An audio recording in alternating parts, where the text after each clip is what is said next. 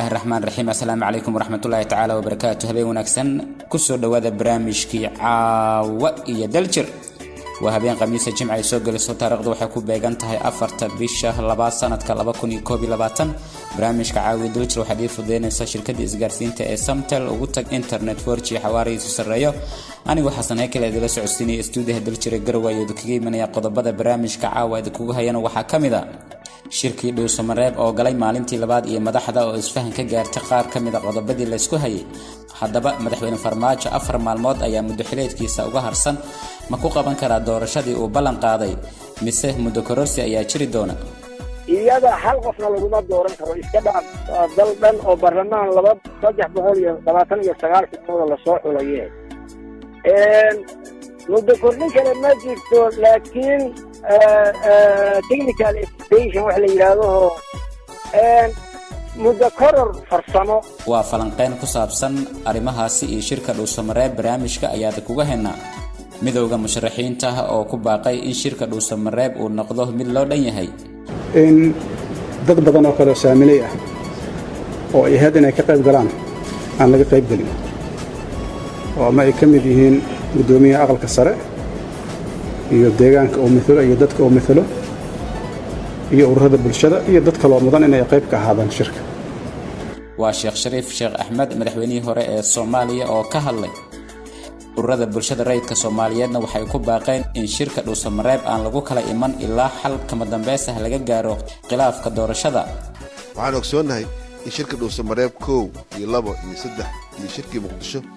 ay hogaamiyaasha talada isugu koobay iyaga kaliya iyadoo dalku ku jiro marxalad adag isla markaana aysan fursad siin dadka talada wax ku lahaa si la mid ahna kan hadda socdo ay isku koobeen iyaga oo kaliya baarlamaanka Puntland oo maanta ansixiyay hindisa xeereedka diiwaangelinta codbixinta Ethiopia oo sheegtay in la fashiliyay weerar lagu qaadi lahaa safaaradda Imaaraadka Carabta uu ku leeyahay dalkaasi Ethiopia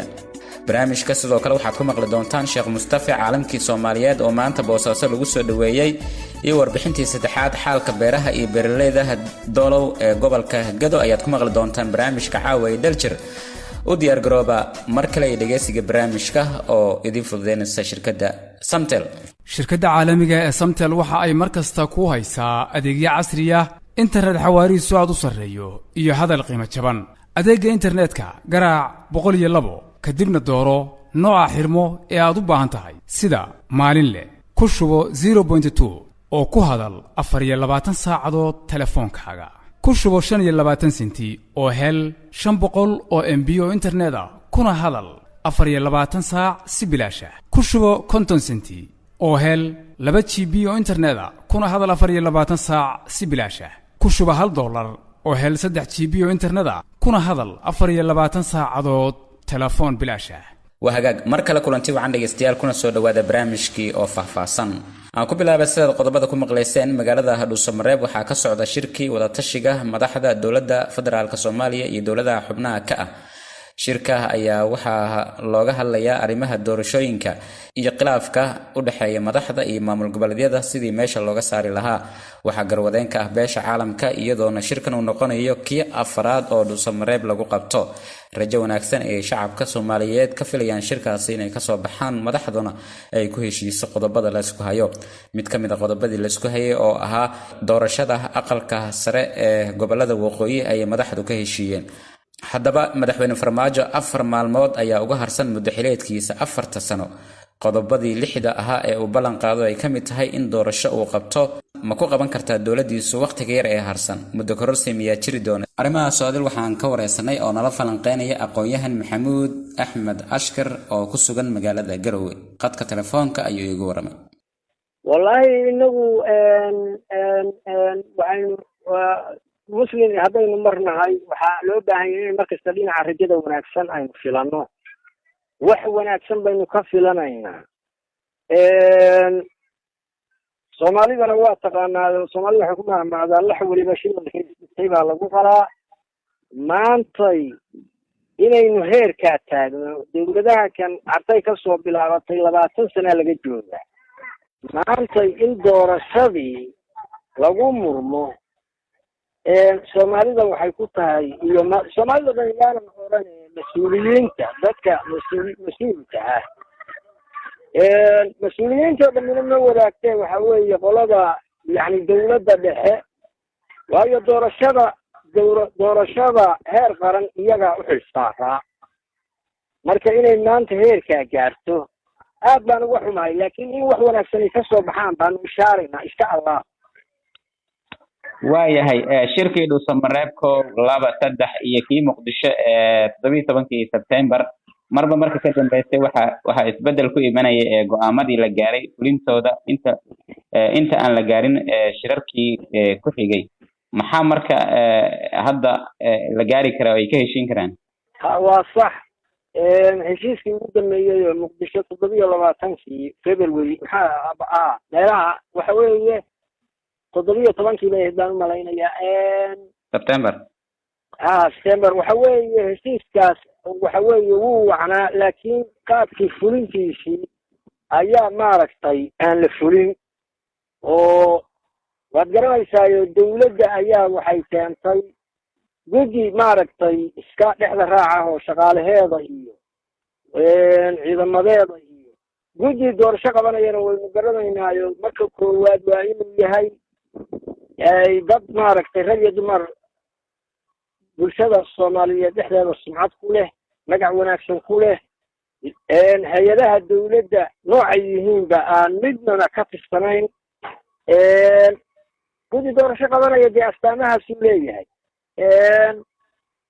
dabadeedna waxyaabo kaleetoo lagu heshiiyey oo arrintii maaragtay Jubbaland iyo Gedo iyo ay ka mid ahayd waxyaabahaasoo dhan baa wiiqay iyo xukuumadoo diiday in la isugu yimaado oo ku adkaysatay guddigani inuu sax yahay hadda laftigeeda way ku adkaysanaysay waxaa muuqata beesha caalamku inay cadaadis saartay oo tiri ilaa waa in la isugu yimaadaa ilo waqtigii xukuumadda waa dhammaaday baarlamaankana horu uga dhammaaday marka kan maantay waxa weeye waa in beesha caalamka waa in marjac yeeshaayo fulintiisa waa in loo bandhigaa yani beesha caalamka oo doorashada qayb weynka waayo lacagta ugu badan 60% bay bixinaysaa waa in loo bandhigaa wixii lagu heshiiyo ummadda Soomaaliyeedna ay maaragtay ummadda Soomaaliyeedna markii la shaaciyo dabcan way arkaysaa oo marka wuu ka duwanaanayaa waqtiga oo waqtigii ka duwan xaqiiqdii ka duwan sidaas baan anigu isleeyahay inuu kii ka duwanaanayo. waayahay Jubbaland caqabado ayay sheegtay in doorashada ay ka haysto gaar ahaan gobolada oo duruufo 2 gobol doorasho lagu qabto qaybo kamid ah gaar ahaan gobolka Gedo taas waxaa haddana ku soo darsantay Cali Guulaawe oo isna yiri doorashada meelaha lagu qabanayo beledweyne oo kale colaad baa ka soo aloosantay oo maanta waxaa ku dagaalamayay Jarnaal Gadooday iyo ciidamada dawladda federaalka Soomaaliya caqabada iyada ka waran. horta waxaasi qofku marka uu dana khaasa doonayo bay caqabad noqotaaye markii danta caamka ah ee maslaxadda dalka laga hadlayo caqabad weyn maaha waynu ognahay beledweyne waa la socday dagaalkii ka socday laguma qaban karo xataa koonfur galbeed baraawe ma aadi karto baraawe meel lagu qaban karo ma aha anigu waxaan isleeyahay in la isla soo dego 6 magaalo oo hore amni ahaanna way kooban tahay dhaqaale ahaanna way ka fududahay marka taasi damacyadii horeeto iyo maaragtay wax raadiskii hore bay magaalooyinka badni ku jireen marka waxay la tahay xaqiiqada la isla soo dhacayaayo wixii suuragala baa la isla qaadanayaa. waa gartay marka saddexda arrimood ee la isku hayo ah in gobolka Gedo dawladda ay ciidamada ka qaado guddiga doorashada oo maamul goboleedyada ay walaac ay ka muujinayaan iyo in doorashada waqtigeeda la qabto arrintaasi shirka madaxda ma ka heshiin karaan oo qodobadaas isla meel dhigi karaan beesha caalamkana gadaal ay ka riixayso. waxa weeye horta ciidan qaadistaan waqtigaan anigu wax muhiimaba uma arko haddii nidaamka guud laga heshiiyo waxa weeye doorashada oo la yidhahdo warrixii magaalada ka dhacaysa anagu beledweynena kuma qaban karo baraawena kuma qaban karo Gedana kuma qaban karo sidaa daraadeed maadaama caqabada badni jiraan ha looga guuro meesha 12 magaalada ahayd ha loo guuro dhaqankii doorashada doorasho lamida waa tii la soo qabtay 16 baa la soo qabtay waxa weeye 6 magaalo ha laga dhigo maadaama duruuf ahaan iyo waqti ahaan iyo kharash ahaan wax waliba marka taa haddii laga heshiiyo ciidamada gobolka jooga waxba macno badan ma samaynayaan sidaasaan taasna u arkaa gudoomiyihii aqalka sare ee Cabdi Xaashi Shajra ay dulshalay ku qabtay waxa uu sheegay in madaxweyne Farmaajo uusan aqoonsaneyn aqalka sare iyo nidaamka federaalka maxay ka dhigan tahay in Cabdi Xaashi shirkaasi uusan ka qayb galin horta waxa weeye hadda shirka Soomaaliya ka dhacaya ma aha shir dastuuriyaho yani qaabkii doorashada dastuurku u tilmaamayay ma aha waa shir ku yimid xeer ka tab maadaama meel loo dhaqaaqo la waayay waana runtii Cabdi Xaashi anaga markhaanti waa madaxweynuhu nidaamka federalismka inuu soo aqoonsanayn dhaqameedkiisii 4 sano baa ka muuqatay qaabku uu la dhaqmayay baydhabo qaabku galmudug uu la dhaqmay qaabka uu maaragtay hadda u dhaqmayo waxaas oo dhan waa iska markhaanti doonto laakiin Cabdi Xaashi oray Soomaaliya oo midnimada u taagan oo wadani Soomaaliyeed uu ahaa waxyaabaha khaladaadka dawladda ka dhacay muuqda yahay yeelkadeeda iminka waxa soo dhan soo dhaafsiday heshiis doorasho loogu dhaqaaqaa marka waxay noqonaysaa qolada Soomaaliyeed joogta inay gudoomiyaha baarlamaanka ee aqalka sare qanciyaan oo waadagooda kuraastii waqooyiga baa dawladdu afduubanaysay waqooyi dad Soomaaliyeed weeye yani 4.5 wuxuu ku socdaan beelihii kuraasta lahaa odayaashoodii iyo madaxdoodii in loo daayo ay soo xushaan isagana odaga waxa weeye anigu hal xaal mariyaan odaga oran lahaa laakiin yeelkadeeda xaal marintiisu waxa weeye in la heshiiyo wax macno leh oo Soomaalida u taraya ay meesha ka soo baxaan isaga intaas xaal marin ba ugu filan waayahay ugu dambeyntii mislaadahay muddada yar ee harsan waqtiga madaxweynaha waa harsan oo ah dhowr maalmood in laga gaari karo doorasho in lagu qabto muddo kordhin ma laga maarmaa waasleeda baya horta madaxweynaha maanta waa 4 maalin malaynaya bishu 4 beri baa u haray towdii iyada hal qofna laguma dooran karo iska dhaaf dal dhan oo baarlamaan 329 xubnood la soo xulaye muddo kordhin kale ma jirto laakiin technical extension wax la yiraahdo muddo koror farsamo inta doorashadu socoto oo hawshu socoto dawladdu xafiiskii iska sii joogto oo shaqa maalmeedka ha fuliso wax eeba maaha haddii mar la heshiiyo systemka lagu heshiiyo doorashadu 3 bilood 2 bilood maalin walba iyo bil walbana waxaa la jadwalkii cad yahay oo meesha la marayaa caddahay 2 bilood iyo waxaasi hadda rabbi wax lagu daro wax macna la mara laakiin gaadeen 4 maalmood oo hal qof xataa lama dooran karo xilligan iska dhaaf madaxweynaha hawshaas aqoonyahan Maxamuud Axmed Ashkar oo falanqeeya arrimaha Soomaaliya ayuu kaasi kana hadlayay shirka Dhuusamareeb barnaamijka dhageysanaysaan waa caawi dalshir dhageystayaal qabiil hore ayaan ku guda jirnaa stuudiyaha dalshir Garowe ayuu kaga imanaya dhinaca kalena magaalada Muqdisho waxa maanta shir ku qabtay midowga musharaxiinta oo ku baaqay in shirka Dhuusamareeb uu noqdo mid loo dhan yahay shirkan kama qayb galayaan musharaxiinta dhinaca kalena gudoomiyihii aqalka sare ee baarlamaanka Soomaaliya Cabdi Xaashi ayaa shalay isna sheegay in madaxweyne Farmaajo uu ka diiday shirkaasi inuu ka qayb galo Sheekh Shariif Sheekh Axmed madaxweynihii hore ee Soomaaliya ayaa shirka kadib warbaahinta la hadlay shirarkeen isdaba jooga ah bariyahan waxa ku saabsanaayeen marxaladda kala guurka runtii madasha murashaxiinta waxay aad iyo aad uga xun yihiin in waqtigii dawladda loo asteeyay uu dhammaaday iyadoon doorasho dhicin laguna heshin xilligan waxay ahaaday madaxweynaha doorashadiisa kale inay dhimanta ama ugu yaraan heshiis lagu yahay habka doorashada iyo waqtiga qodobka labaad waxay ahaaday madasha midowga murashaxiinta maadaama ay yihiin dad xilal waaweyn dalkan ka soo qabtay haddana u taagan xilka madaxnimada inay qayb ka ahaadaan wada tashiga xalinta khilaafaadka ka jira habka doorashooyinka. qodobka saddexaad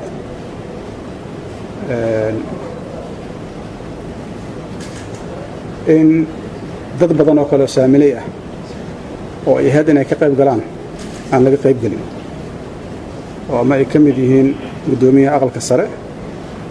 iyo deegaanka uu mithalo iyo dadka uu mithalo iyo ururada bulshada iyo dad kaloo mudan inay qayb ka ahaadaan shirka. qodobka afaraad, haddii uu dhammaaday muddaxileedkii dowladda, baarlamaanka waa soo dhammaaday, madaxweynaha xilkiisuna wuxuu ku egyahay 8 February oo saacada ay naga xigaan. marka maadaama uu dhammaaday wakhtigii loo idmaday dowladda, wax walba oo tilaabo ahoo loo qaadayo hannaanka doorashooyinka waa inay ku beesgaraysnaadaan heshiis siyaasadeed oo ka turjumaya rabitaanka dadka Soomaaliyeed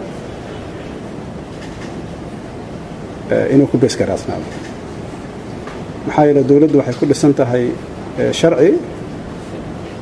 iyo wakhti, waana soo dhammaaday. qodobka ugu dambeeya inaysan aqbalaynin muddo kororsi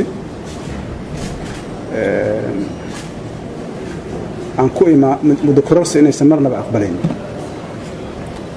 wax tilaab kastoo la qaadayana inay ahaato mid ku timaada wada tashi iyo wada ogol oo ah heshiis siyaasadeed. aad iyo aad u mahadsantiin. maanta ma ku ogolaadahay? waa mahadsantahay. magacii waa mid soo qaysana waxaan ka tirsanaa Faith TV. waqtigii doorashadu waa dabcan ay dhici lahayd waa la joogaa. sida aad sheegaysaana idinka iyo dowladda dabcan la iskuma dhowo. marka haddii doorasho ay dhici weydo maxaa idinka idin heshiisa? waa su-aal aad iyo aad muhiim u ah. waxaan u malaynayaa inaad arkayseen maanta inaan bilowno wada tashiga bulshada. waana soconayaa. waxaa loo baahanayaa gobol Soomaaliyeed oo Soomaalida isugu timaado ka tashato doorashada iyo sida loo qaban karo. marka anaga hadda waxaan bilownay wada hadaladii qaybaha bulshada, odayaashii aan maanta la kulannay. waana wadi doonaa inaan talada aruurino sidii mataqaanaa tala toosan oo loo midaysan yahay oo keeni karta in hore loo socdo ay u imaan. madaxweynihii hore ee Soomaaliya Sheekh Shariif Sheekh Axmed ayuu kaasi ahaa. wahagaag dhinaca kale, ururada bulshada rayidka ee Soomaaliyeed ayaa waxay ku baaqeen in shirka dhuusamareeb aan lagu kala tagin ilaa xal laga gaaro qodobada la isku hayo. gudoomiyaha ururada bulshada rayidka ee Soomaaliyeed ayaa shirkooda kadib warbaahinta u faahfaahiyay qodobadii ay soo saareen. waxaan halkan ka aqrinaa qoraal ka soo baxay shirka ay maanta isugu yimaadeen xubnaha bulshada rayidka, kaasoo ahaa shir daba socday shirar aan maalmahan ka yeelanaynay arrimaha siyaasadda la xiriira doorashooyinka, arrimaha bini'aadanimada, arrimaha amniga ee ku soo kordhay dalka maalmihii u dambeeyey. maanta oo taariikhdu tahay bisha Febraayo 21 shir ay maanta yeesheen xubnaha isutaga bulshada rayidka Soomaaliyeed oo ay ku jiraan culamo diinka, odayaasha dhaqanka, haweenka, dhalinyarada ayaa waxaa looga hadlay xaaladda amni iyo tan bini'aadanimo ee maanta dalku marayo. sidoo kale shirka waxa uu ugu furmay madaxda dowladda federaalka iyo dowladaha xubnaha ka dowladda federaalka magaalada dhuusamareeb ee gobolka dowlad goboleedka Galmudug. xubnaha bulshada rayidka ee shirka ka qayb galay maanta waxa ay soo dhaweeyeen shirka u furmay madaxda dowladda federaalka iyo dowlad goboleedyada iyo gobolka Banaadir, waxayna ugu baaqeen mas'uuliyiinta in aysan mar labaad ku fashilmin in isfaham ay ka gaari waayaan hirgelinta heshiiskii 17 September 2020 la seexay magaalada Muqdisho. waxaan ogsoonahay in shirka dhuusamareeb 1 iyo 2 iyo 3 iyo shirkii muqdisho ay hogaamiyaasha talada isugu koobay iyaga kaliya iyadoo dalku ku jiro marxalad adag isla markaana aysan fursad siin dadka talada wax ku lahaa si la mid ahna kan hadda socdo ay isku koobeen iyaga oo kaliya si kastaba ha ahaato ka qaybgalayaasha shirka waxa ay hoosta ka xariiqeen dhibaatooyinka dhinaca bini'aadanimo ee ka jira meelo ka mid ah dalka waxa ayna walwal ka muujiyeen in iyadoo ay dhammaanayaan muddaxileedka hay-adaha dowladda dastuuriga ay dhalan karto dhibaato deganaansho la-aan siyaasadeed sii socosho dhibaatooyinka bini'aadanimo iyo niyadjab weyn ku yimaado dadka soomaaliyeed ee ku nool gudaha iyo dibadda kuwaas oo ku jira dadaalka dib u dhiska dalka sidaas darteed xubnaha bulshada rayidka waxa ay baaq ku soo saareen qodobada soo socda halkan 1 in shirka aan loo kala kicin ilaa la isku fahmo 2 in shirka heshiis dhab ah laga gaaro fulinta heshiiskii 17 September ee la saxday waxaana laga maarmaan ah in shirka la ballaariyo si uu noqdo mid miradhalkiisu xoogeysto in jadwal doorasho waqtigeesan uu ka soo baxo shirka maanta shirka ugu soo Soomaaliya madaxda dowladda federaalka iyo dowladda xubnaha ka dowladda federaalka iyo gobolka banaadir in guddiga xalinta khilaafaadka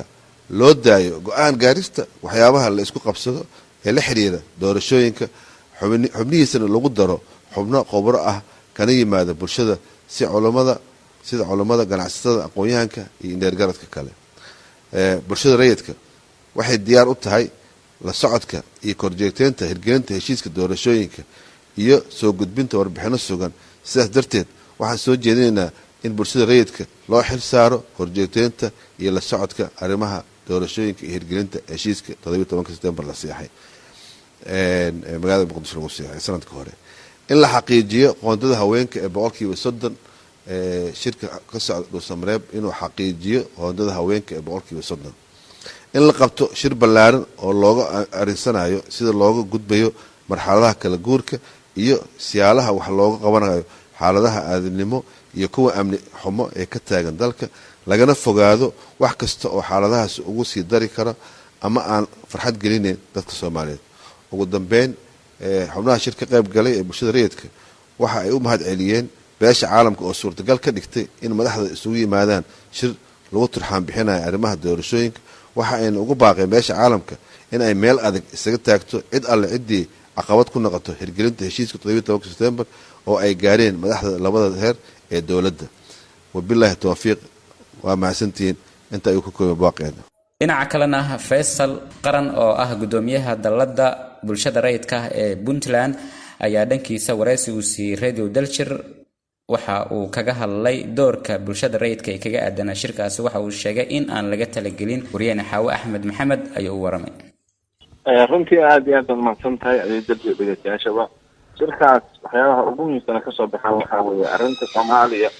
oo doorashada oo arrin aad u dhiban ahayd oo heshiis aan laga gaarin muddo ayaa waxaa dhacay shirkii anaa ahaa Dhuusamareeb 1 iyo 2 iyo 3 iyo kii ka dhacay Muqdisho ka bacdina 17 September lagu gaaray heshiiskii nooca doorashada Soomaaliya iyo habraacyad iyo qaabka loo geli lahaa oo hogaamiyaasha Soomaalida maamul goboleedyada dowladda federaalka ah madaxweynaha hormuudka ay ku heshiiyeen kadibna waqtigii lagu ballamay in hawsha la socodsiiyo ma suuragelin khilaafaad ka yimid habkii loo fulin lahaa waxaana ugu muhiimsanaa 3 shay oo la isku hayay arrinta koowaad waa arrinta gedo oo Jubbaland iyo dowladda dhexe isku hayaan arrinta labaadna waxay arrinta soo xulista xildhibaanada gobolada waqooyi iyo arrinta saddexaad oo ah guddiyada doorashada oo la leeyahay waxa ku jira ciidamo iyo shaqaale dawlo oo labada dhinacba ah runtii intaas ay ahayd doodii marka hore in la isqaabilo oo lawada kulmo waa la diiday annagu waxaan qayb ka ahayn kii koowaad labaad iyo wixii oo dhan shirarka oo dhan waa ku jirnay waxaan ku cadaadinay hogaamiyaasha inay kulmaan cadaadis badan kadib oo beesha caalamka iyo Soomaalida ku yimid waxaa suurta gashay inay kulankaan hadda dhaco oo ku soo aaday xilli adag oo xilli dambe ah oo runtii u muuqda xilli daah badan jiro oo gabagabo ku jiro madaxweynaha baarlamaanka oo dhamaaday December madaxweynaha dowladana uu ku eg yahay bisha Febraayo 8 Soomaaliduna doorasho inuu dhaqaaqo ay ahayd waqtigana 8 bisha ay ku egtahay maantana adreemisid xilliga la marayo 4 ay tahay marka ay la heshiiyaan dib ma laha in la socoto waqtigu darsoomo laakiin aydan leeshin waqtigu dhamaado ayaa dadka dhan walaac ku hayay marka maantana way fadhiyaan khayr badanna waa la gelinayaa iyo horumar waa intaa walaa waayahay marka maalmo kadib oo dhuusamareeb la joogo ma jiraan wax isu soo dhawaanshaha oo la sheegi karo ama halkaas laga filan karo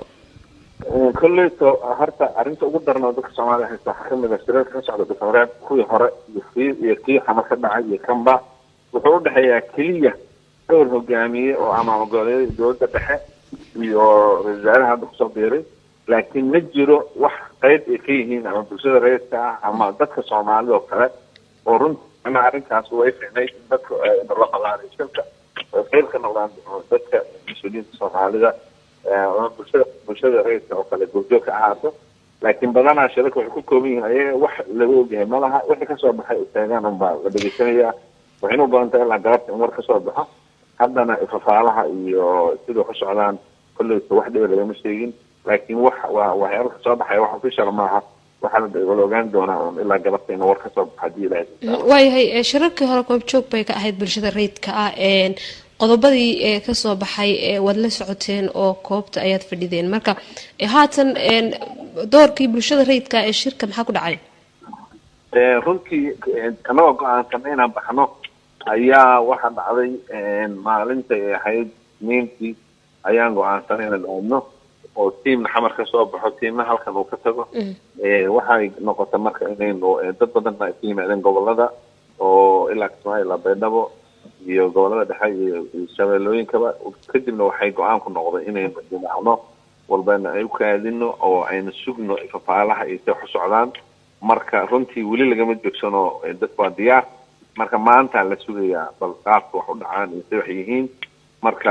duruufo badan iska jiraan laakiin insha Allah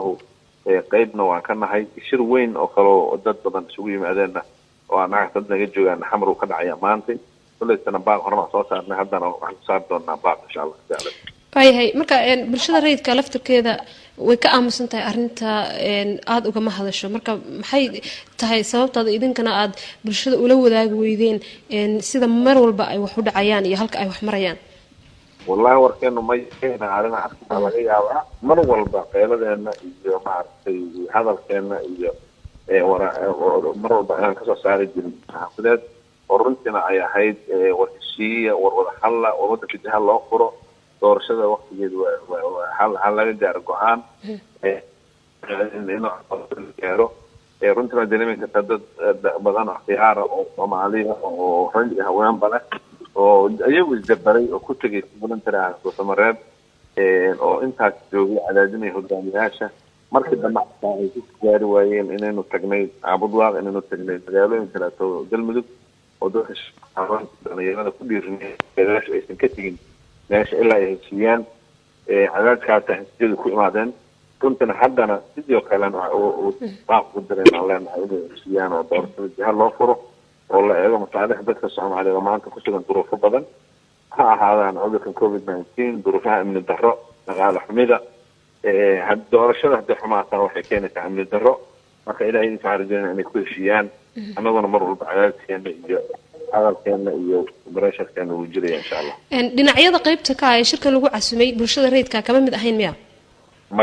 maya markasta mashaakilka ka taagan waxay kamid ah meeshan in hogaamiyaashu ay keligood ay yeeshaan go'aamada ayagana fadhiya dadka kaloo Soomaalida oo dhanna qayb ma aha mar walbana annaga waxaan ku baaqin in la ballaariyo dadka Soomaalidu ay qayb ku yeeshaan talada iyo xataa maartay waayahay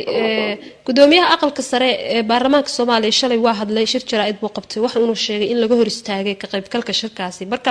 arrintan kale ee soo baxaysay ee ku saabsan gudoomiyaha Cabdi Xaashi natiijada shirka laga filan karo ma la isdhihi karaa waxay ka bedelaysaa la hadda badan kullitan hadda waxyaalaha soo baxay waxaa kamid ahaa in guddiga qolada isku Soomaalidu shiraysay oo dowladda federaalka iyo maamulgoboleedyada ay ku heshiiyeen in micnaha fafaalaha hore ee sare soo baxay ka mid ahayd in arrinta la yiri Cabdi Xaashi in fursad la siiyo ayna wada hadlaan siyaasiyiinta waqooyiga oo asaga iyo wasaar ku-xigeenka marka kullitu way socotaa oo hadda waxaan isleeyahay khayr ku dhamaan doonta insha Allah way socotaa ka bulshada rayid ahaan ma kala hadasheen madaxda halkaas ku shirsan in shirka la ballaariyo waa kala hadalnay mar walbana waa kala hadalnaa dadka muwaadiniinta dastuuriyan iyo xaq waxay u leeyihiin inay la socdaan waxyaabaha ka dhacaya ama saameynaya go'aamada noloshooda iyo mustaqbalkooda siyaasadeed sidaa daraaddeed waxaa ku leeyihiin in la socdaan waxa socda laakiin mar walba in qol isku soo xiraan hogaamiyaasha keligood oo aysan jirin wax micnaha haysanaya micnaha si ku socdaan iyo qofka khaldan iyo go'aamada qaarkood oo sharciga xaggaba laga heliyo waa wax laga fiican yahay mar walbana waxaa leenahay in la ballaariyo oo go'aamada ku yeeshaan dadka Soomaaliyeed dhammaantood iyo dadka mudanba waayo gudoomiye caqabadaha shirkaas ka hor iman kara maxay yihiin baas leedahay caqabadaha ugu daran oo hadda hore imanaya waxaa weeye horta marka hore waqtigii lagu heshiiyey oo hore oo shirka 12 September oo dhacay oo dhamaaday labo madaxweynaha baarlamaanka iyo tii dawladda oo gabagaba ah hadda sideed bisha ku egta xukuumadda waqti hadday dhaafto arrimo amni darro iyo dhibka ay jirayo arrinta saddexaadna waxaa weeye iyadoo aysan jirin heshiis hore oo ay ahayd inay shirkooda iyo wadahadalkooda bilaabaan xilli hore ee lagu beegsaday laguna aadiyey xilligii madaxweynaha dawladda gabagaba ah oo iyadana khatar weyn arrintaas ay tahay Faysal Qaran gudoomiyaha dalada bulshada rayidka aan dawliga ahayn ee Bunsa ayuu kaasi ahaa barnaamijku waa caawa iyo daljir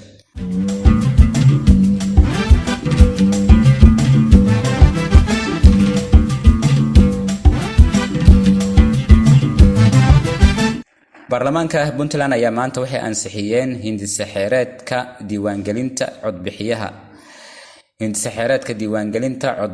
ayaa si faahfaahsan waxa uu uga hadlayaa dadka xaqa u leh isdiiwaangelinta habka diiwaangelinta hirgelinta wacyigelinta diiwaangelinta codbixinta waxana uu ka kooban yahay 32 qodob hadaba gudoomiyaha baarlamaanka Puntland Cabdirashiid Abwaan ayaa cod galiyay waxana uu ku dhawaaqayaa natiijada mudanayaal shalayto waxaan ku guda jirnay hindise xeereedkii diiwaangelinta codbixiyaha shaqada markaa waxaan ka bilaabaynaa halka ay noo joogtay waxaan filayaa in hindise xeereedkii aw dhammaantiin horyaal iyo warbixintii guddiga ay soo diyaariyeenba shalayto waxaynu ka gudubnay qodobkii 11aad saaka waxaan ka bilaabaynaa qodobka 12aad howlwadeennada waxaan jecelahay inay isu diyaariyaan akhrintii qodobka 12aad wax ka bedel ayaa guddigu soo sameeyey qodobka 13aadna wax ka bedel baa guddigu soo sameeyey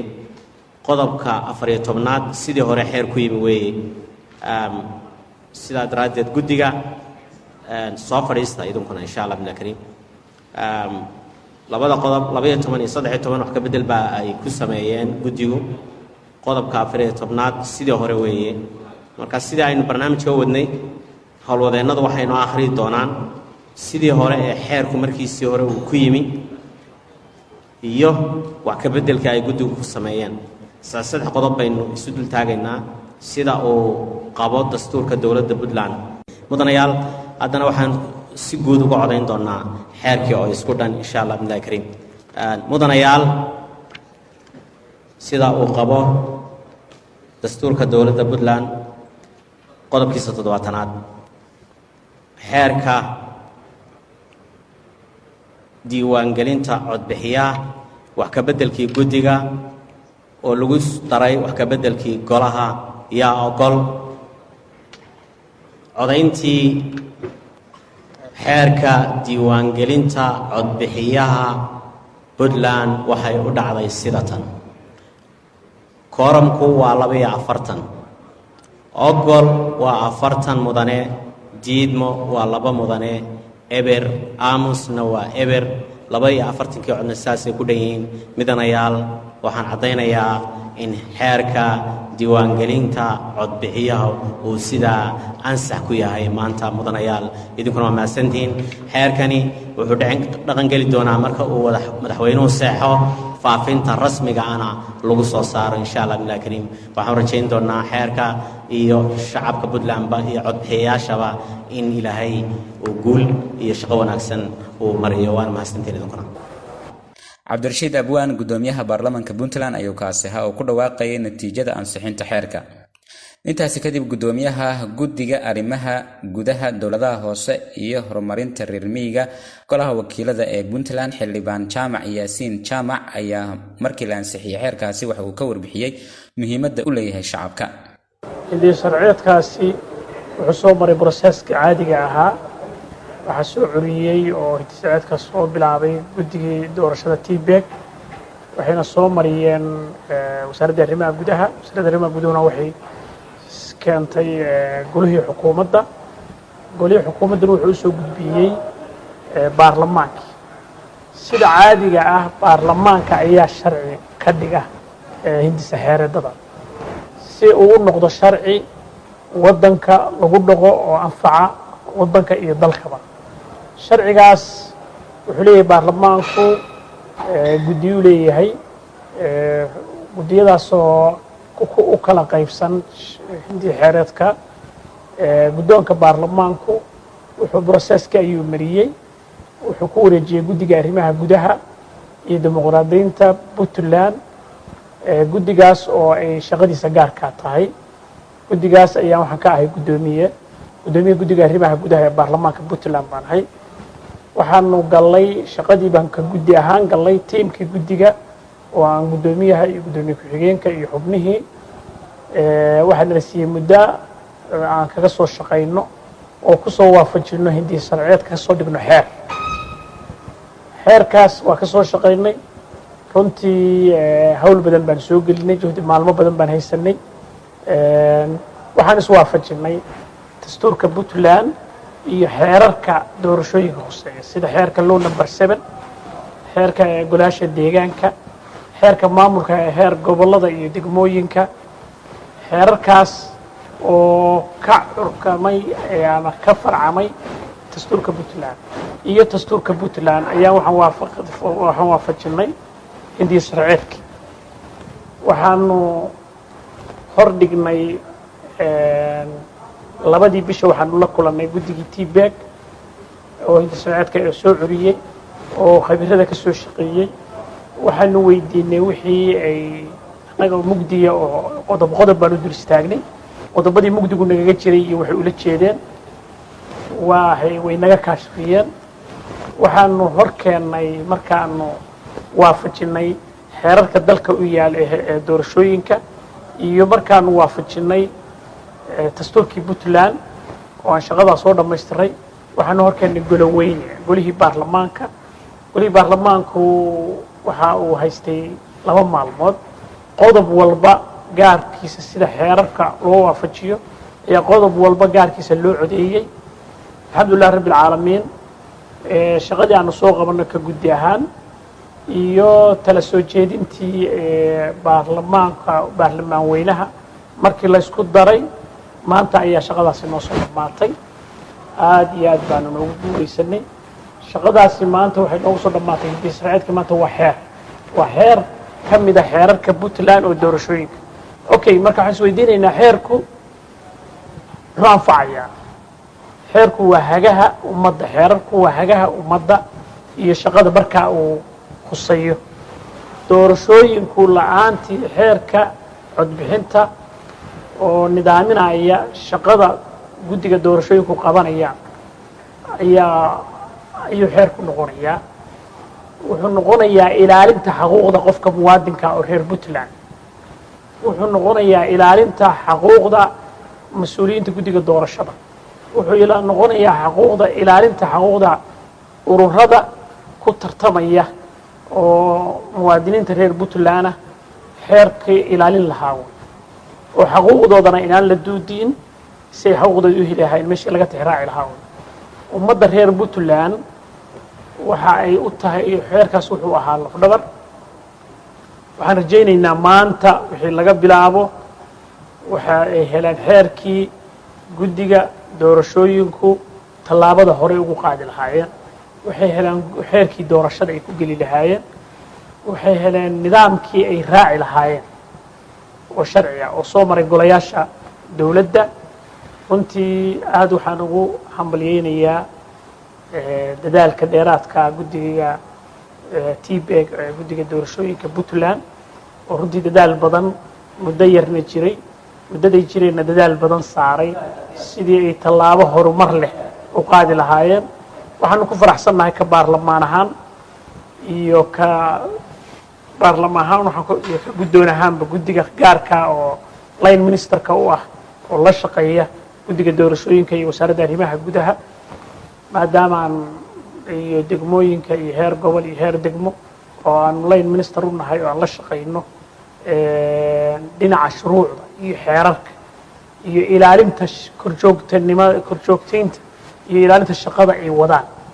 runtii mar labaad iyo mar saddexaadba shaqada ay guddiga tbek wadaan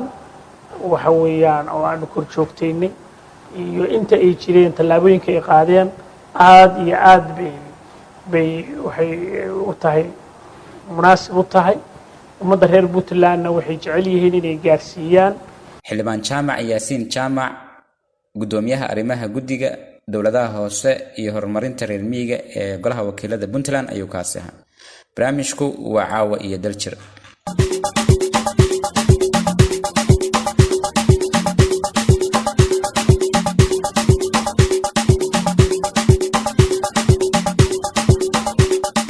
maanta bisha February oo 4 ay ku beegan tahay waxaa dunida laga xusaa maalinta cudurka kansarka. dunida cudurkan dad badan ayaa u dhintay. haddaba sidee cudurkaasi qofku uga taxadari karaa? muxuu yahay waxyaabaha uu qofka qaba cudurkaasi u baahan yahay ama talooyin ah? wareysi arintaas ku saabsan waxaan la yeelanay Dr. Cali Cabbaas Yuusuf oo kamid ah dhaqaatiirta ka howlgasha degmada Burtille. wariyaheena Farateeb ayuu u waramay. waxaa la oran karaa waa xanuunka koowaad haddii aan coronavirusku uusan kow noqon. waa xanuunka koowaad waxaa la oran karaa ummadda Soomaaliyeed iyo adduunka dhanba maanta dhibaatada ugu weyn ku haya ama saameynta ugu weyn ku haya. sababtuna waxa weeye dawadiisa oo runtii aad u xadidan ama qaabka loola tacaalo oo aad u xadidan. sidaa daraadeed xanuunkani wuxuu noqday dilaa qofkii uu ku dhaco oo aan xilli hore waliba la ogaan ama baaritaan lagu ogaan ama asagu baaritaan isku sameyn, waxay u badan tahay qofkaasi inuu aakhirka sabab u noqdo dhimashadiisa iyo godgalkiisa. ugu horreyn xanuunka kansarku waa xanuun ka yimaada haddaan waxa sababa iyo meeluu ka yimaado aanu ka hadalno. waa xanuun ka dhasha ama ka samaysma unugyada jirkeenna oo qaab aan dabiici ahayn u tarmaya. caadiyan waxaan naqaanaa ilaahay jirkeenna markuu abuuray unugyada jirkeenna ka samaysan ee xubin kasta ay ka samaysan tahay waxay u tarmaan qaab la yaqaano oo xadidan oo number leh oo raad la raaca leh oo ilaahay uu ugu talagalay subxaanahu wa tacaala rabbaani ah. haddii unugyadaas rabbaaniga ilaahay ugu talagalay ee tarmaya taranka caadiga u tarmaya ay tarankoodii wax ka khaldamaan oo si aan la kontrooli karin ay u tarmaan,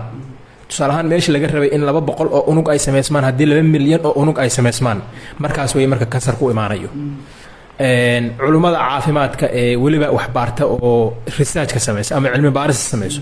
waxay ogaadeen oo ay xaqiijiyeen in sababta koowaad ee xanuunkan keenta ay tahay tarankaas xaddaafka ah ama aan xadidnayn ee unugyada ku dhacaya. markaan inta uga soo tagno wuxuu xanuun walba leeyahay waxyaalo sahla oo fududeeya in qofkaasi xanuunka uu kusoo degdego. doctor waxaa tiri qaybihii kala duwanaa ee jirkeenna bini aadamka oo ilaahay loo sameeyey waa rabbaanigii weyn. hadday gacanhayd, hadday luglahayd, uu ku jira hadday tahay, hadday afarta waaxood tahay, hadday maskaxdii tahay, hadday qaybta madaxa qaybta sare madaxa tahay. markaa tarabku xaggee ka imaanaya? jirkii meel doobiyo noqonaysaa ma jiro. qaabku jirku u tarmayo bal dadka. waa su-aal fiican. taranku wuxuu ka imaanayaa maalin ilaahay kasta oo qofku uu subax kasta oo qofku soo kaco ama saacad kasta oo qofka bilaadanka jirkiisu uu shaqeynayo oo noloshu ay naftiisu jirkiisa ku jirto. inagu ma ogin, laakiin ilaahay wuxuu ugu talagalay unugyada jirkeenna uu ka samaysan yahay ama maqaarka noqdeen ama xubnaha kale jirka, beerka, keliyaha, wadnaha, sambabada, lugta, meel kasta oo xubin jirkaaga ay kaga taallo unug bay ka samaysan tahay. unugaasi maalinna waa dhintaa, maalinna waa dhishtaa. unugyadu waxay leeyihiin waqti ay noolaadaan iyo waqti ay dhintaan. ay dhintaan ama ay noolaadaan bay leeyihiin.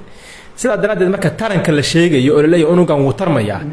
ma ahan in xubin cusub ay kuu samaysmaso ee waxa weeye in xubintii hore unugyadeedii la bedelayo oo kuwa cusub lagu bedelayo si aan xubintii u shaqo gabin. sidaa daraaddeed marka tarankaan ka hadlayay waa kaas meesha marka laga rabay beerka oo kale in maanta laga bedelo 20 unug ayaa waxaa kansarku sababaya haddii kansarka beerka uu qofkani ku dhaco in ay noqdaan 2 milyan oo unug oo aan xad lahayn oo si aan xad lahayn u tarmay aan xadidnayn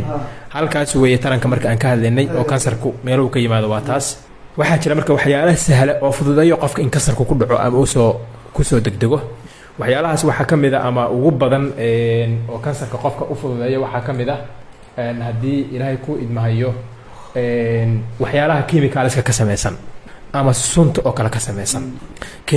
chemicals and toxins baa loo yaqaanaa oo waxyaalaha warshaduhu soo saaraan oo kale tusaale ahaan qashinka haraadiga sunta warshaduhu soo saaraan oo kale ka mid ah waxaa ka mid ah qiiqa warshaduhu ay soo daayaan oo kale ka mid ah waxaa ka mid ah wax loo yaqaano radiationka ama ionizing radiationka wax loo yaqaano oo ka soo baxa tusaale ahaan raajooyinka oo kale tusaale ahaan qalabka waaweyn oo electric oo kale tusaale ahaan hadda shirkadahan waaweyn ee waddankeena ka shaqeeya birahooda anteenooyinkooda oo kale radiation buu leeyahay radioactive wax la yidhaahdo oo substance ah buu leeyahay oo waxyaalaha sahla dadka kansarku inuu ku dhaco waxaa ka mid ah wax loo yaqaano xanuunada qaarkood ama pathogenska wax loo yaqaano some pathogens kuwa xanuunsidayaasha ah bakteeriyaanka qaarkood fayrasyaalka qaarkood baa ka qayb qaata ayaguna oo kuwaas waa ilmo aragtay ayaguna qayb bay ka noqdaan qofka in xanuun kansar soo degdego aad iyo aad waxaa kaloo ka mid ah oo ka mid noqon kara in dhaxal ahaan genetiga qofka jiinkiisa ama unugyada hidasidayaasha wax loo yaqaano hidasidayaasha qofka haddii ay wax ka khaldamaan ayaduna sidoo kale waxay keeni kartaa qofkan kansar inuu ku dhaco tusaale ahaan haddii qofkan hidisadayaashiisa sida la rabay saxdaha qaab aan ahayn u samaysmaan ayadana waxyaalaha keeni kara in kansarkaasi uu yimaado baa ka mid ah caalamka hadda awood intee la eg buu ku hayaa oo faafitaana ma xadadan yahay sida hadda soomaaliya oo kale ma xadadna oo waa su-aal fiican runtii caalamku inaga waa ina ka fiican yahay xanuunkan caalamka oo dhan buu dhib ku hayaa sidaa marka horeba sheegay laakiin inaga wuxuu ina kaga fiican yahay iyagu waxay haystaan baaritaan dhammaystiran maxaa la yidhahdaa diagnostic methods wax loo yaqaano bay haystaan oo u sahlaya in ay ogaadaanba markuu xanuunkani marayo stagekii koowaad ama bilowgii u marayo badanaa 4 stage buu maraa ama 4 jaranjaro ayuu maraa stageka koowaad kan labaad kan saddexaad kan afraad haddii la ogaado kan koowaad markuu marayo ama kan labaad markuu marayo in dawo ahaan qofkii dawadan ay wax ka tarto ayay u badan tahay oo conservative ahaan loo daweeyo haddii kan labaad iyo kan saddexaad uu gaaro waxay noqonaysaa qofkani xaaladiisu waa mar u faafay oo jirka ku gudba u faafay ayagu marka waxayba ogaadaan oo ka war helaan xilligii hore oo uu marayay laba waxyaalood baana sahlaya waa midda koowaad qalab fiican oo tayo leh bay haystaan waa midda labaad dadkoodu waa wacyigelsan yihiin ama waa baraarugsan yihiin oo markay calaamada isku arkaan isla markiiba isbitaal bay tagaan dhakhtar bay tegayaan halka inaga bulshadeennu kii isagoo cudurkii dilooday oo si u lahaa waxba ima hayaan u dahsanayay ayuu qofka xanuunka diloonaya marka bulshada waxaan kala talinayaa runtii inay hadday calaamad isku arkaan aysan sugin laakiin dalkeenna haddaan usoo laabto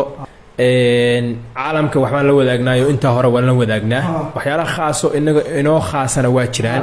oo waxaa ka mid ah tusaale ahaan oo kale hadda inagu waddankeenna waxyaalaha aadka ugu badan oo kansarka ka qayb qaata waxaa ka mid ah plastic itemska wax loo yaqaano ama waxyaalaha ka samaysan ee caaga ka samaysan ama bac ha ahaato ama caag caana lagu shubay ha ahaado ama caag shaah kulul lagu shubay ha ahaado ama mid biyo kulul lagu shubay ha ahaado taasi waxay sababaysaa tusaale ahaan markaad koobkan caaga aad shaah kulul ku shubtid ama biyo kulul ku shubtid kiimikadii uu ka samaysnaa caagaani inay biyihii ku milanto kadibna qofkii uu cabo kadibna sidaas uu kansarkii ku yimaado waxaan bulshadana runtii kula talinayaa daweynta waxaa ka muhiimsan talada sidoo kale waxaa la yidhahdaa ka hortagu wuxuu ka fiican yahay daweynta ayuu ka fiican yahay oo inaad wixii marka hore ka hortagtid ayaa ka muhiimsan inaad hadhow dawo raadsatid inay bulshadu dhakhaatiir taladooda qaataan kana waantoobaan waxyaalaha dhibaatada keenaya wixii hadda aan soo wada sheegay oo xanuun kansarka keenaya kulligood waa wax laga hortegi karo shaygii balastigaha baa la iska dayin karaa sigaarkii baa la iska dayin karaa khamrigii baa la joojin karaa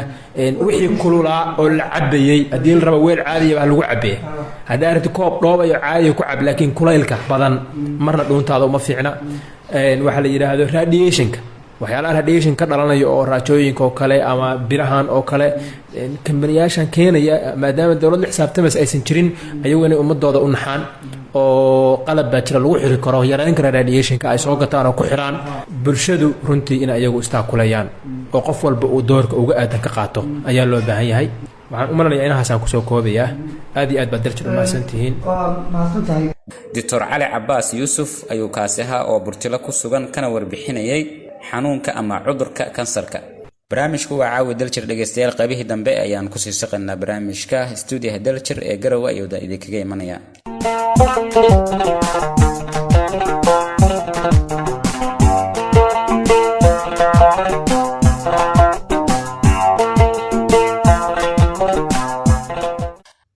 magaalada Boosaaso xarunta ganacsiga ee Puntland maanta waxaa lagu soo dhaweeyay Sheekh Mustafa Xaaji Ismaaciil Haaruun. waryaheena Maxamed Qaal ayaa warbixintan inooga diyaariyay. Maasanid Maxamed.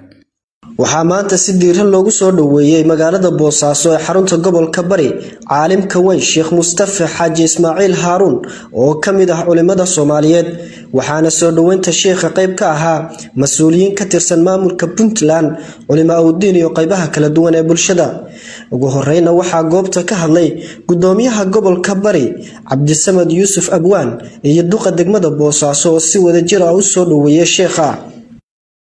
maanta inaan gobolka Bari caasimadda ganacsiga Boosaaso aan ku soo dhaweyno Sheekh Mustafa Ismaaciil Haaruun oo runtii sheekh weyn oo Soomaalidu aad u wada taqaan oo dhanka dacwadda iyo maaragtay inuu dadka ku baraarujiyo diinteena caan ku ah gaar ahaan wadamada Yurub. Sheekh Mustafa ku soo dhaweynaynaa hada Yurub waxa weeye nalka ka shida waxaan rajaynaynaa inaad gudaha dalka nalka ka shidi doonto hadduu alla idmo. shacabkaaga waa aragtay ilaa caasimadda sida lagu soo dhaweeyay dadku waa dad ahlu diin ah diinta jecel oo islaam ah waxaadna ka garanaysaa soo dhaweynta iyo marxabeynta iyo sida meel walba lagugu taagan yahay caleemo qoyan. annaguna ka maamul ahaan waxaanu ku leenahay ku soo dhawow magaalada Boosaaso magaalada ganacsiga magaalada nabadda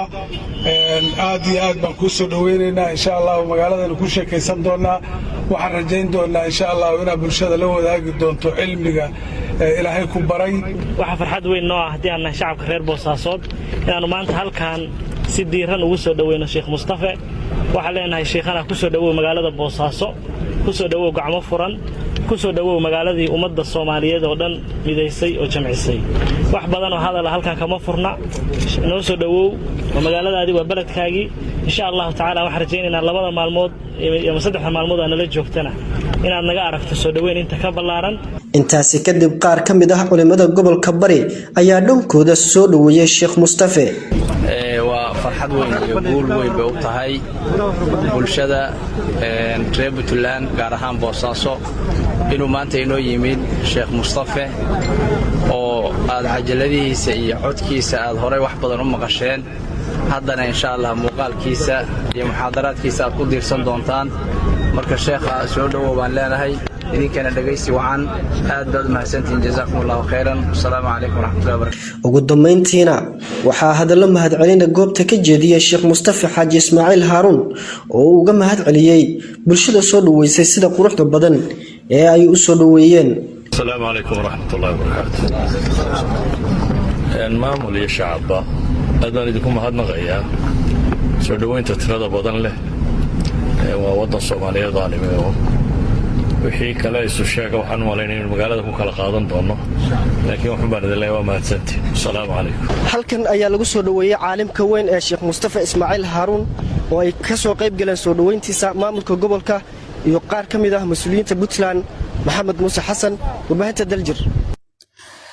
hagaag markan waxaad ku soo dhawaataan warbixintii ka hadlaysay beeraha Doolow iyo tabacooda. waa xalqadii saddexaad ama qaybtii saddexaad. waryaheena Cabdi Fataax Cumar Geedi oo ku sugan stuudiyaha Daljir ee Doolow ayaa warbixintan inoo diyaariyay. sidaad ku maqasheen ama ku daawateen labadii warbixinood ee ka horreeyay middan kuna saabsanaa beeraha Doolow Soomaaliya ama Doolow Bay waxaan uga hadalnay tirada beeraha iyo tacabyada dalag ee ay soo saaraan noocyada ugu badan ee wax soo saarkooda iyo arrimo kale oo taabanayay heerka gaabisyada jira iyo ka faa'iideysi la'aanta labada webi ee ay nasiibka u yeelatay Doolow oo ah degmo ka tirsan gobolka Garo ee Jubbaland Soomaaliya. webiyadaasi oo kala Daawo iyo Jubba. warbixintan oo ah midii saddexaad waxaanu uga hadlaynaa caqabadaha haysta beeralayda Doolow Soomaaliya siiba siirka wax ku beerashada agabyada looga shaqeeyo beeraha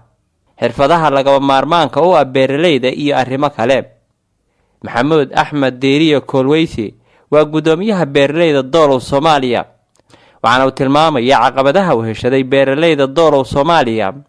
hoosna u dhigay wax soo saarkii laga fili karay beeraha doolow oo ka badan 1,000 beerood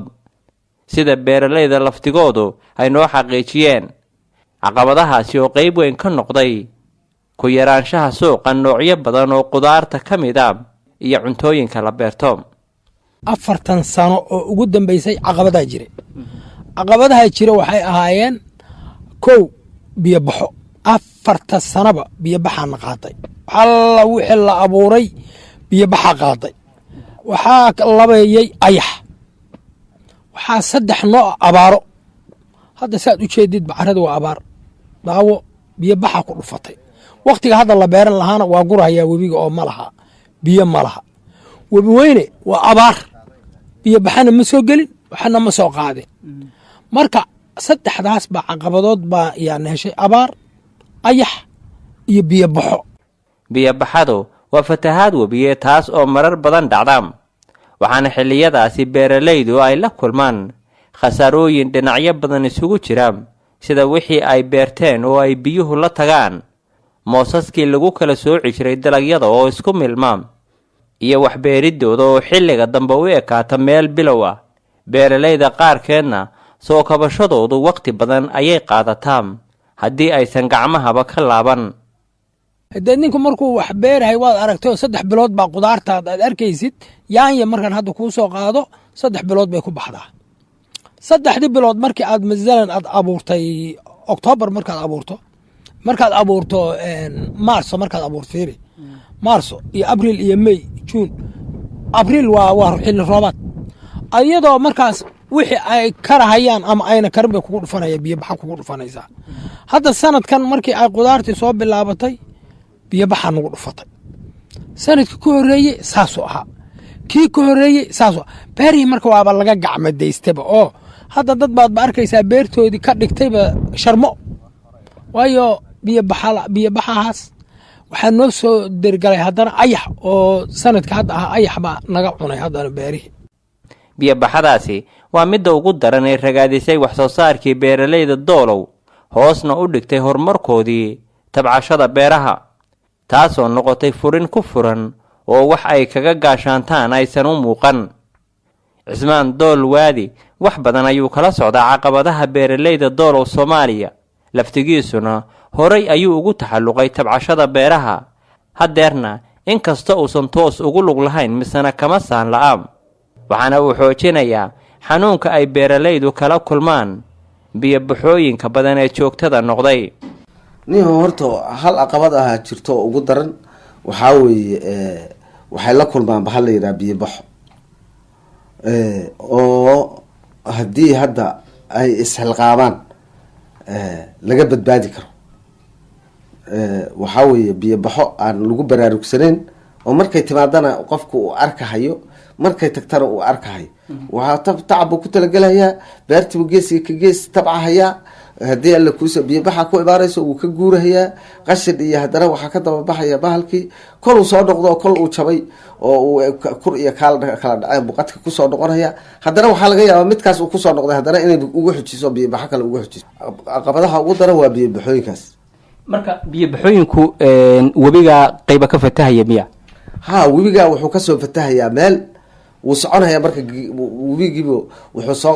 garab qaadahay webi kalaa garabka qaadahay meel buu kasoo baxayaa meesha ayad ahayd webigiibu marka goshuu marahayaa iyo beerihii buu marahayaa marka asagina waa buuxsamaya. marka laga tago arrimaha dabiiciga amaba rabbaaniga ah ee caqabaduhu ay kala soo gudboonaadaan beeralayda doolow Soomaaliya waxaa kaloo iyana taagdareeyay horu socodkooda iyo wax soo saarkooda beer ahaaneed dhibo dhinacyo kale kala soo kodlaan haddii ay ahaan lahayd dhaqaalaha qalabka biyaha gaarsiiya beeraha waxyaabaha loo adeegsado beera falidda iyo qaybo kale. cabdulqaadir cismaan cabdulaahi waxa uu gacanta ku hayaa mid ka mida beeraha doolow sidan ayuuna ku tilmaamayaa caqabadaha ka baxsan biyo baxooyinka haysta beeralayda doolow. wallaahi beerley ahaan caqabado badan baan haysto. caqabadahan haysto waxaa ka mid dadka badanaa waa iska reer tabareed beerahaas kale ma haystaan fuel shidaalka aad buu dadka ugu yaryahay. waxaa kale oo aad dadka ugu yar motoorada oo beerta ninkan intaasoo hektar 5 hektar 6 hektar qofka duu leeyahay hal motor oo jankafaa ma waraabin karo qof kale hal motor ma awoodi karo. waxaa kale oo caqabadaha beeraha u taagan waxaa kamid ah tuubooyinka macnaha la gashto 115 loo yaqaano oo beebabka lagu xiriiriyo ma helaan macnaha beertan ilaa iyo waxaa laga yaabaa 10 kilomitir oo dhexdeeda kor inaad tabcato aanan tabcan karin saas darteed tuubooyinkaas lacag qaali ay joogaan marka tuubooyin motor shidaal waxyaalo badan caqabadahaas dhan waa iska jiraan. in muddo ah beeralayda Soomaalidu waxa ay ka cabanayeen xanuunna ku dhaca dalagyada ay beertaan una dawo iyo dawlad waayeen waana doc ka mid ah jidgooyooyinka dib u dhigay dadaaladii wax tabac waa kan mar kale gudoomiyaha beeralayda Doolow Maxamuud Axmed Deeriye Kolweysi. basashaas hadda cudurku waa ku yaryahay injir markii la yiraaho injir baa ayada gasho laakiin qudaartii kale waxa gacanta ka bixiyo loo tabcan waay waa cudur bahal waxaa jiro dixiri ahaa jiro waxaa jiro bahal injir bahal la yiraaho caaran la yiraaho ku habsanaysaa jiro cudurradaasaa jiro meel walba waa u dirnay meel walba waa hay-ad walba waa la socodsiinay meel dowladda federaalka la socodsiinay cudurku wax ka qabtaa la waayay marka gacantii baaba ka soo laabatay mar haddii yaanyada inta abuurto marka yaanyada miro saarato yaa caaro ku degaysaa dam waxaa kale oo galahaya dixiri bahal la yiraaho mirihii galahayo eber ka seenayo marka waxaa keenay caqabadaas waxaa keenay cudurradaas baa yaa caqabada nagu keentay marka taasaa waxay noqotay in lagu dhiiran waayaba beerihii oo laga warwareegto oo liin aad iyo basal aad iyo in la yiraaho qudaartaas waxa caqabada u keenay waa cudurkaas. markaan eegno ka warankooda caqabadaha haysta beeralayda waa kuwa baaxad leh kana tafdheer beeralayda oo dhaqaalahooda uu hooseeyo inay u dhabaraadeegaan waana kaalintii dawladeed midda bannaan haddii ay noqon lahayd ka taakulaynta dawooyinka beeraha qalabka beeraha lagu falo iyo xaluhelka biyo baxooyinka iyo kuwa kaleeto oo taagdareeyay tacabyada wax soo saar ee beeralayda Doolow waana mawduuca aan uga hadli doono warbixinteena tan xigta taasoo ah waxay taakula helaan beeralaydu iyo kaalimaha bannaan. Cabdifatax Cumar Geedi warbaahinta Daljir maasanid Geedi.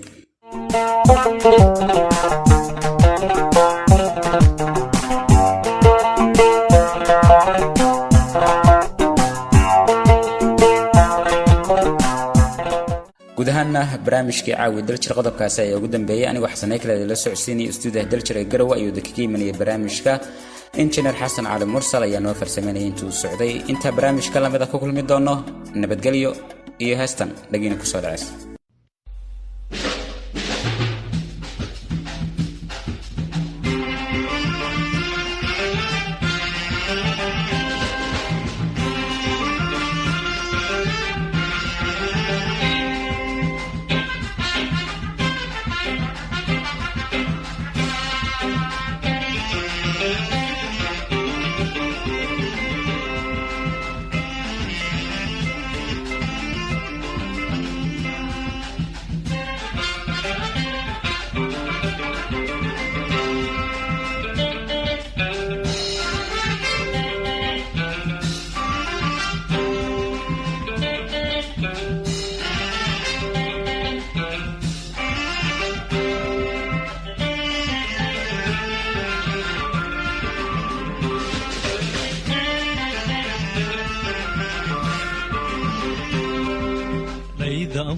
kuulisoo dhiilahan kaaga buuxsho labeynta aan kuugu dhaashay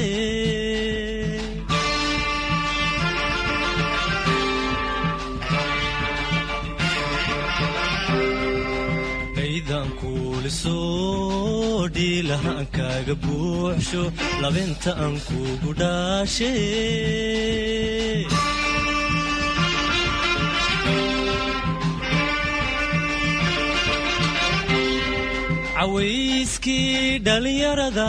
cawayskii dhalinyarada iyo weliba kii ciidda ku dheele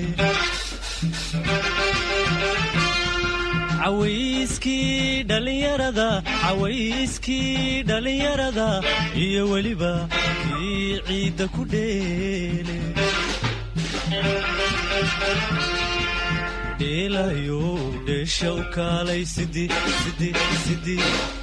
dheelayo dheesha u kaalay dheelayo dheesha u kaalay dheelayo dheesha u kaalay sidii dhaxmiya habeenkeennu ma dharaar cad baan joognaa aynu dhuumashowne dhirtu mayna qarisaa aynu dhuumashowne dhirtu mayna qarisaaye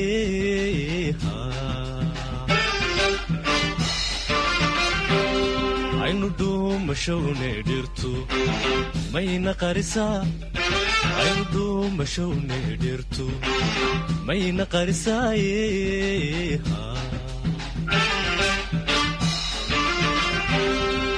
dhibicdan kuguma iro hirdogle aan ku goglo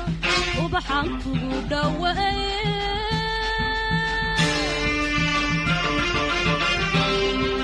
dhibicdan kuguma iro hirdogle aan ku goglo ubaxaan kugu dhaweeye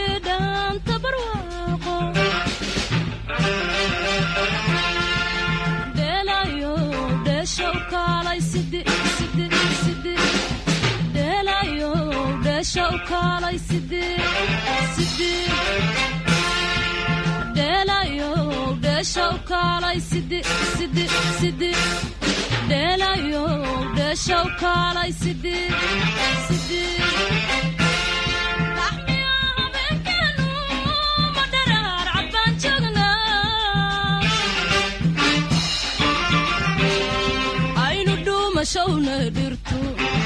mayna qarisaa aynu dhuumashowne dhirtu mayna qarisaaye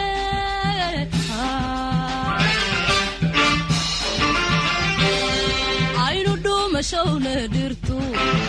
mayna qarisaa aynu dhuumashowne dhirtu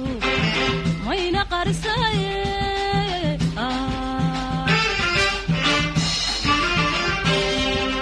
dhaxantaanka ilaasho dharkayga aan kula huwado dhawaasho anka hele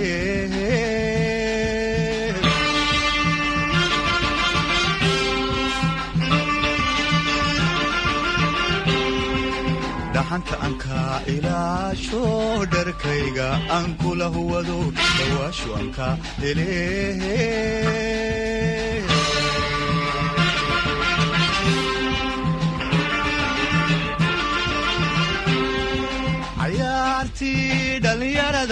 cayaartii dhallinyarada iyo weliba ii dhaanta barwaaqo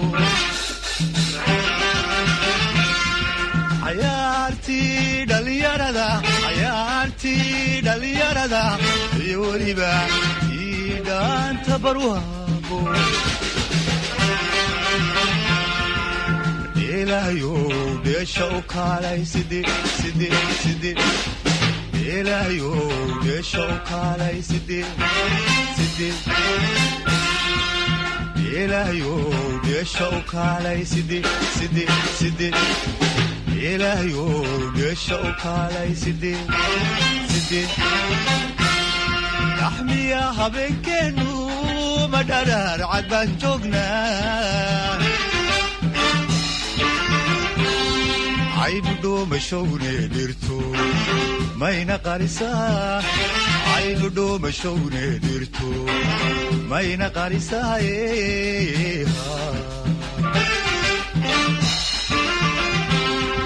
aynu dhuumashowne dhirtu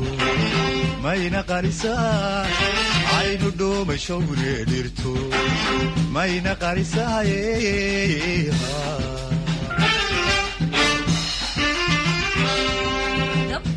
kugu ilaasho dhibata aan kaaba dhowro dhankayga aan kugu hayeeha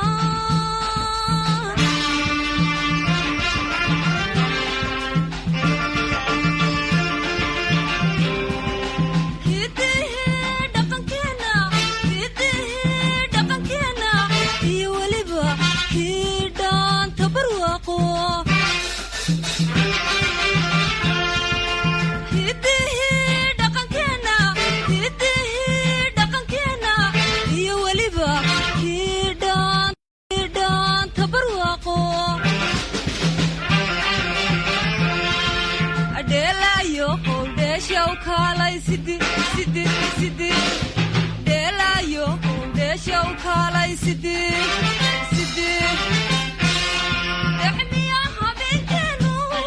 madharaar cad baan joognaa aynu dhuumashowne dhirtu mayna qarisaa aynu dhuumashowne dhirtu mayna qarisaaye